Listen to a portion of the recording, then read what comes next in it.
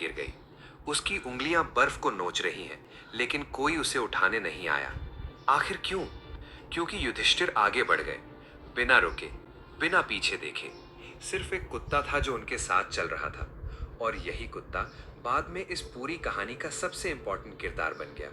लेकिन ये सब समझने के लिए हमें थोड़ा पीछे जाना होगा। युधिष्ठिर की आंखों में जो दर्द है ना, वो सिर्फ आज का नहीं है, वो 36 साल पुराना है। वो एक युद्ध से शुरू होता है। तो चलिए शुरू करते हैं, बिल्कुल शुरुआत से। माउंट सुमेरु, स्वर्ग का दरवाजा, और वो सच्चाई जो सुनकर आपकी रूह कांप जाएगी। महाभारत का युद्ध खत्म हो चुका था। कुरुक्षेत्र का मैदान तबाही से भरा पड़ा था। टूटे हुए रथ, बिखरे हुए हथियार और कौवे जो आसमान में चक्कर लगा रहे थे। 18 दिन में लगभग 40 लाख योद्धा खत्म हो गए थे। हर जगह तबाही के निशान थे। एक टूटा हुआ रथ का पहिया जमीन में आधा ढसा पड़ा था। कौरवों का झंडा उस पे लटका हुआ था, और हवा में एक ऐसी खामोशी थी जो चीखों से भी ज्यादा डरावनी थी। और इस सब के बीच खड़े थे युधिष्ठिर, अकेले, रंग बदली हुई धूप में। जीत तो उनकी थी, लेकिन ये जीत जीत जैसी फील नहीं हो रही थी, क्योंकि ये राजगद्दी लाखों अपनों के खून से भीगी थी। फिर भी युधिष्ठिर ने हस्तिनापुर का सिंहासन संभाला, लेकिन वो सिंहासन पर बैठे हुए भी खाली थे। उनकी आंखें दूर कहीं देख रही थी, जैसे ताज पहन लिया है, लेकिन सर का बोझ कम नहीं हुआ। हस्तिनापुर का दरबार भरा हुआ था, दिए जल रहे थे, कोर्टियर्स खड़े थे, लेकिन जो कुर्सियां पहले कौरवों की होती थीं, वो खाली थीं। और उन खाली कुर्सियों को देखकर युधिष्ठिर को हर रोज याद आता था कि ये जीत कितनी महंगी पड़ी। भीम खिड़की के पास खड़े थे, हाथ बांधे, बाहर देख रहे थे। वो एक ऐसा योद्धा था जिसके लिए लड़ना जिंदगी थी, लेकिन अब कोई लड़ाई नहीं बची थी, और बिना लड़ाई के भीम अधूरा था। और अर्जुन का मशहूर धनुष गांडीव एक शेल्फ पे पड़ा हुआ था। धूल जमी हुई थी उस पे, मकड़ी के जाले लग चुके थे। जिस हथियार ने दुनिया हिला दी थी, वो अब सिर्फ एक यादगार बन चुका था। नकुल और सहदेव पैलेस की बालकनी पे खड़े थे। शाम ढलने लगी थी। दोनों भाई थके हुए थे, बूढ़े हो रहे थे, और उन्हें पता था कि ये सब कुछ हमेशा नहीं रहेगा। रात को द्रौपदी अकेली पैलेस के बाग में चलती थी, चांदनी की रोशनी में। उसका चेहरा शांत था, लेकिन उसकी आंखें बहुत कुछ कह रही थीं। वो याद कर रही थी सब कुछ।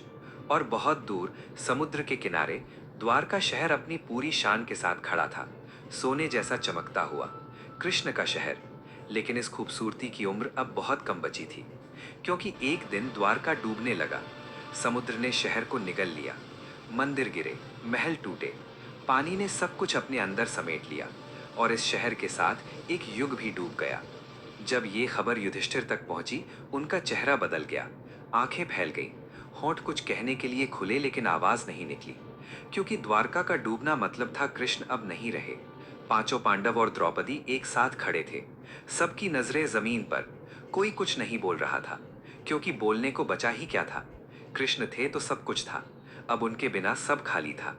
और फिर युधिष्ठिर ने अपना ताज उतार दिया, धीरे धीरे, दोनों हाथों से, आंखें बंद, जैसे एक बहुत भारी बोझ उतर रहा हो। इस एक मोमेंट में उन्होंने सब कुछ त्याग दिया। एक एक करके सब कुछ रख दिया गया। सोने के कंगन, हीरों के हार, रेशमी कपड़े, अर्जुन का कवच, सब कुछ एक पत्थर की मेज पर, शांति से और हमेशा के लिए। नौजवान परीक्षित, अभिमन्यु का बेटा, अर्जुन का पोता, वो घुटनों पर बैठा था युधिष्ठिर के सामने, और युधिष्ठिर ने अपना हाथ उसके सर पर रखा। राज्य अब इसका था, लेकिन पांडवों की यात्रा कहीं और जानी थी। और फिर वो निकल पड़े, हस्तिनापुर के विशाल दरवाजों से बाहर, साधारण वस्त्र में, नंगे पैर। लोग दोनों तरफ देख रहे थे खामोशी से। और तब कहीं से एक कुत्ता आ गया, सीधा युधिष्ठिर के पास, और उनके साथ चलने लगा। घने जंगलों से गुजरते हुए 6 इंसान और एक कुत्ता चल रहे थे। ऊपर से धूप की किरणें आ रही थीं, चिड़िया उड़ रही थीं, लेकिन ये कोई साधारण यात्रा नहीं थी। ये थी महाप्रस्थान यात्रा, जिससे लौटकर कोई नहीं आता। जंगल खत्म हुआ तो रेगिस्तान आ गया, तपती जमीन, सूखा आसमान। भीम पसीना पोंछ रहा था, द्रौपदी हाथ से धूप रोक रही थी, लेकिन युधिष्ठिर आगे चलते रहे, बिना रुके, बिना थके। फिर एक नदी आई, तेजी से बहता हुआ पानी। पत्थर पर पैर रखते हुए सब पार कर रहे थे। भीम ने द्रौपदी का हाथ थामा, युधिष्ठिर दूसरी तरफ से देख रहे थे। ये रिश्ता इस यात्रा में और गहरी हो रही थी। और फिर जब जंगल और रेगिस्तान पीछे छूट गए, सामने थे हिमालय, इतने बड़े कि गर्दन ऊपर करके देखने पर भी चोटी नहीं दिखी। बर्फ से ढके हुए पहाड़, और उनके पीछे था स्वर्ग का रास्ता। चढ़ाई शुरू हुई। रास्ता पतला था, बर्फ गिरने लगी, सांसों से भाप निकलती थी।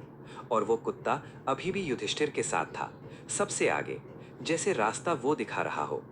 इस कुत्ते की आंखें देखिए, कितनी वफादार है, हर कदम युधिष्ठिर के साथ, बर्फ में अपने पंजे का निशान छोड़ता हुआ। उस वक्त किसी को नहीं पता था कि ये असल में कौन है, लेकिन जल्द पता चलने वाला था।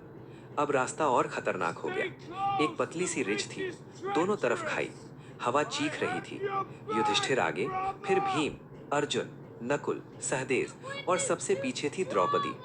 द्रौपदी डगमगा रही थी। उसका हाथ सहारा ढूंढ रहा था, लेकिन कुछ नहीं मिला। उसकी आंखें थकी हुई थीं, लेकिन वो फिर भी चल रही थीं, क्योंकि द्रौपदी कभी हार नहीं मानती थी। लेकिन आज, आज द्रौपदी गिर गई, धीरे धीरे। पहले घुटने, फिर हाथ, फिर पूरा जिस्म बर्फ में आ गया। उसके बाल बर्फ पर फैल गए, जैसे काली नदियां, और बर्फ के उस सफेद कैनवस पर वो हमेशा के लिए रुक गई। भीम ने पीछे मुड़कर देखा। उसकी मुट्ठियां कस गईं, उसका दिल चीख रहा था। लेकिन फिर उसने युधिष्ठिर को देखा, जो बिना रुके आगे जा रहे थे। और भीम को समझ आया, ये रास्ता दर्द का है, और इस रास्ते पर पीछे मुड़ना अलाउड नहीं है। युधिष्ठिर का चेहरा पत्थर जैसा था, लेकिन उनके गाल पर एक आंसू जमा हुआ था, बर्फ की तरह। वो जानते थे द्रौपदी क्यों गिरी, क्योंकि उसके मन में 5 पतियों में से एक के लिए ज्यादा लगाव था। ये उनका पक्षपात था, और यही उन्हें रोक गया। अब 5 थे, सिर्फ 5, और वो कुत्ता। द्रौपदी की सांसें दूर पीछे छूट गई थीं। बर्फ उन्हें और उसके बीच एक सफेद दीवार की तरह खड़ी थी। आगे जाना था, बस आगे। फिर सहदेव गिरे, चुपचाप, बिना किसी आवाज के, जैसे कोई किताब बंद हो गई हो। कारण, उन्हें अपनी बुद्धि पर गर्व था। वो मानते थे कि वो सबसे ज्यादा ज्ञानी है, और ये अहंकार उन्हें ले डूबा। उसके बाद नकुल, सबसे सुंदर। उनका चेहरा जब बर्फ में गिरा तो लगभग बर्फ में घुल गया। इतना गोरा, इतना सुंदर। लेकिन वो सुंदरता ही उनकी कमजोरी थी। उन्हें अपने रूप पर नाज था, और वो नाज उनकी आखिरी सांस बन गया।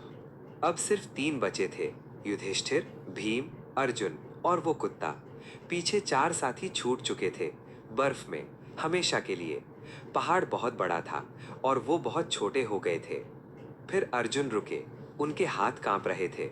वही हाथ जिन्होंने गांडीवा उठाया था, वही हाथ जिन्होंने महाभारत जीता थी। लेकिन अब वो हाथ कुछ नहीं कर सकते थे।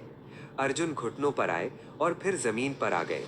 सबसे महान धनुर्धर बिना तीर के हार गया। भीम ने अर्जुन को गिरते देखा, और पहली बार भीम की आंखें भर आई। इस देवता जैसी ताकत वाले इंसान के होंठ कांप रहे थे, क्योंकि भाई को गिरते देखना किसी भी लड़ाई से ज्यादा दर्दनाक था। अब सिर्फ 2 थे, युधिष्ठिर और भीम, और वो कुत्ता। पूरा पहाड़ खाली था।